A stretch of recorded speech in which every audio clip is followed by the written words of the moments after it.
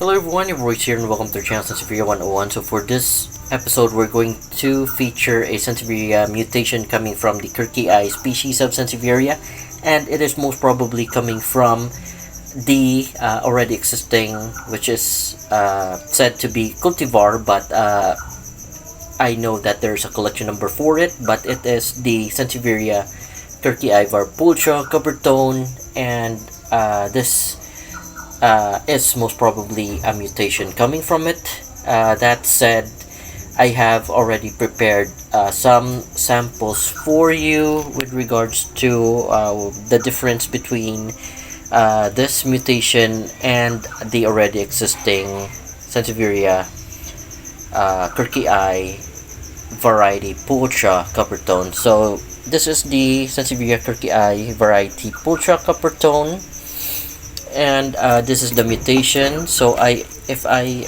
put them aside or put them side by side, you would immediately see that there are some distinctive difference between them. Namely, there are some dark patterns on the sample that I am showing you. By the way, this is one of the samples of my kirkii coppertone that's laying around, because the main specimen that I have already featured on this channel is on a very big pot and has bloomed for me for a couple of times. So it started blooming for me last year, and it bloomed twice, and the second time around I was able to successfully pollinate the inflorescence, and I was able to develop some fruits from it. So they're not ripe as of the moment, but I will be waiting for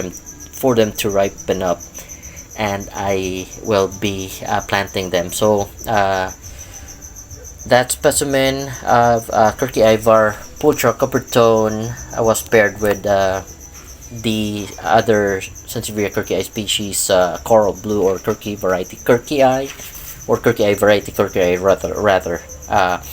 So going back to the topic, the difference that you would see is the dark pattern. Actually, the pattern that you would see in kirkii variety pulchra coppertone is a mottled pattern. So there are mottlings on there. They're circular pattern that is having a darker outline on the leaf. So these are the darker outline, and there are occurrences or instances wherein the dark pattern would disappear or would be very minimal, actually, on this silver copper specimen that I have. By the way, silver copper is the name given from from people from another country, namely Thailand. So some of them was able to mutate a coppertone into silver copper as well, and you would see that the difference between them is the darker markings. Like I said, the darker markings, there are occurrences or type of mutations that the dark pattern would diminish or would be gone, and that is what exactly happened here. It could happen in Trifasciatus as well. In Trifasciatus pattern is banded, so the bands are dark green and pale green. So there are also instances wherein the Sansevieria trifasciata would lose the darker bandings, or it will diminish, or it will be very minimal, that only what's left on it is the pale green color. So sample of which would be the silver queen. So silver queen is having no evident pattern. There's very minimal darker markings on it. There's no bands on it. Same thing with silver copper. You would see that it's not having any pattern whatsoever, except for the lines on it, which is still present at the moment. So that darker lines are actually also present on the Sansevieria kirkii variety pulchra. You would see the darker patterns still present but there are also mutations wherein even the longitudinal lines or the dark lines would also disappear. But for silver copper or kirkii silver copper or copper, the darker lines are still present. And actually, I've been trying to grow this mutation as big as what I can usually grow the normal Sansevieria kirkii variety pulchra copper tone, but as of the moment I'm not able to do so because the Sansevieria kirkii silver copper would grow very small, and then because they grow very small, somewhat very similar to the short-leaf trifasciatas known as honey eye, they are very susceptible to mite attacks. That's actually attacked by mites. That's why you would see the deformities on the core of the plant. Usually that's where the mites would attack, and these are actually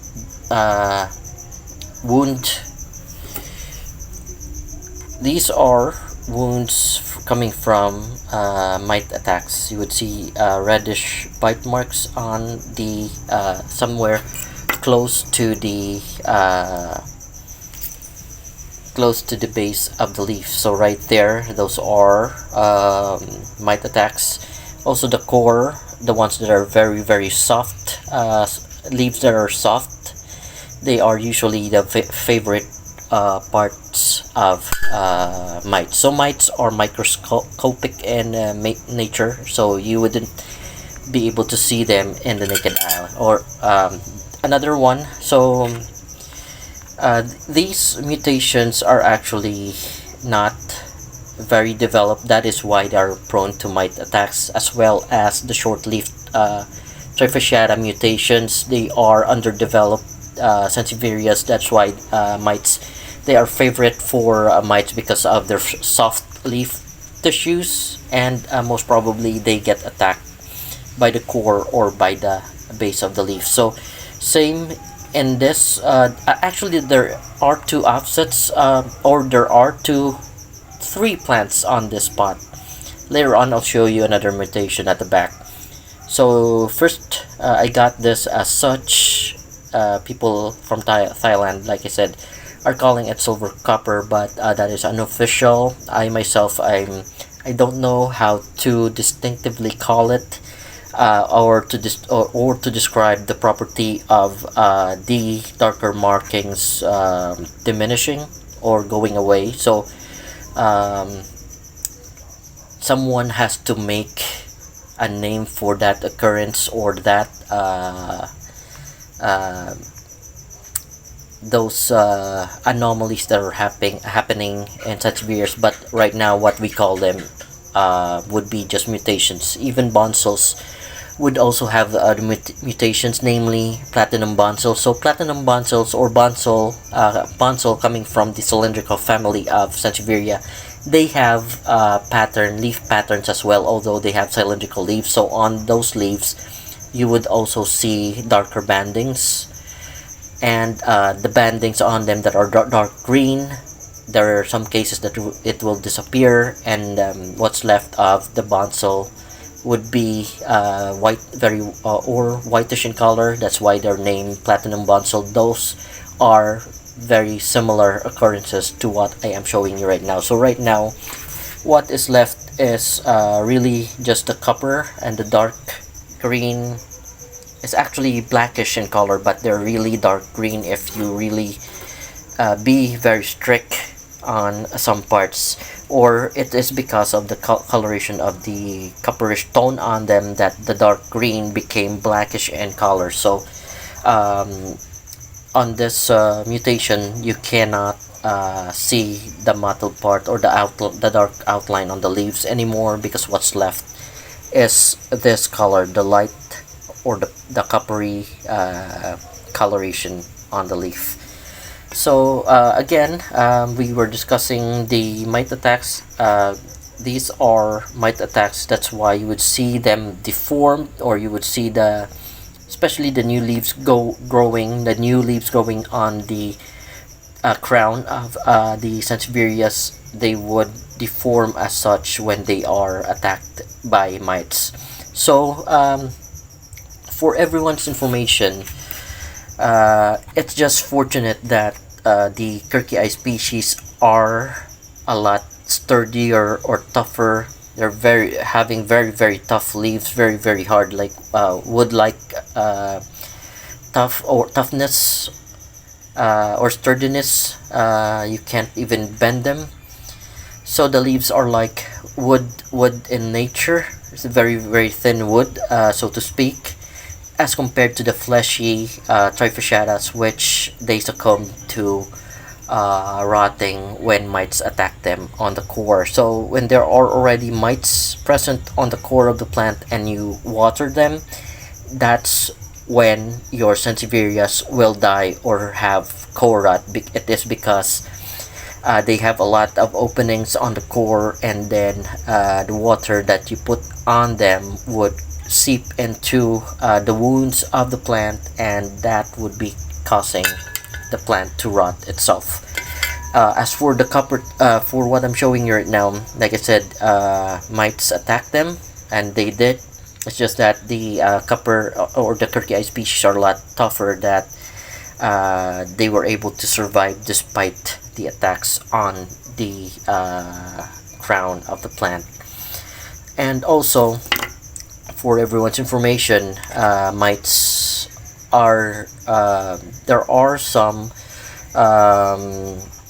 I wouldn't say good effects, because most oftentimes attacks from mites are very devastating to Sansevierias, that they die off. But in some cases, mite attacks causes mutations, and this one right here is a mutation coming from the already mutated Sansevieria kirkii silver copper.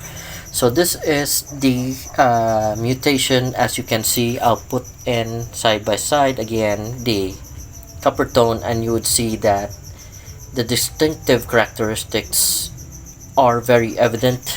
What's left for me to do is to grow this offset into considerable size, so that I can snip it from the Sansevieria kirkii silver copper clump. So I'm just waiting for it to grow even larger, so I could make sure that it's stable. And one thing about mutation is that if it's only one leaf growing that's different, and then the new leaf right here would be the same as the silver copper, then you cannot consider this a successful mutation, or a mutation itself, or in the future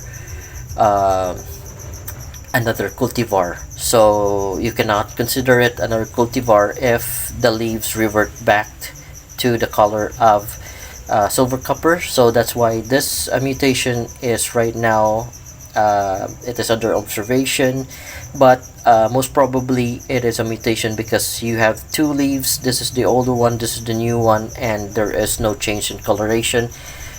We're just waiting for it to grow larger and separate it. Then the next process would be replant it, transfer it to a different pot, and see if the offsets would be alike this mutation that I have right now. So probably I would be calling it silver green perhaps in the future, because the one that it came from is silver copper. But I'll have there will be still a lot of steps to be done, because this mutation could be very sensitive, and it could die off the moment that I separate it from the clump. That is why I'm taking steps to make sure that it stabilizes first before separating it from the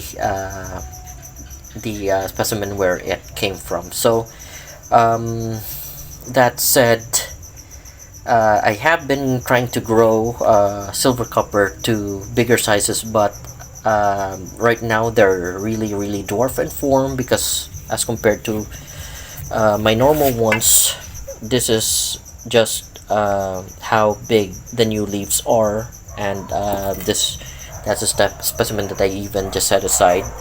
So they are really short leaf because of the mutation. So I'm trying to figure out, perhaps I will give an update in the future if the mutation of silver copper can grow as large as the Sansevieria kirkii variety pulchra copper tone that is already existing. So that might be another update that I will be uploading in the channel. For now, this is all that I can share with everyone. I hope you like what I have presented. So please, if you have any questions or suggestions, feel free to leave a comment below. And if you like what I presented, please don't forget to like and subscribe to the channel. Thank you for watching. You have a great day.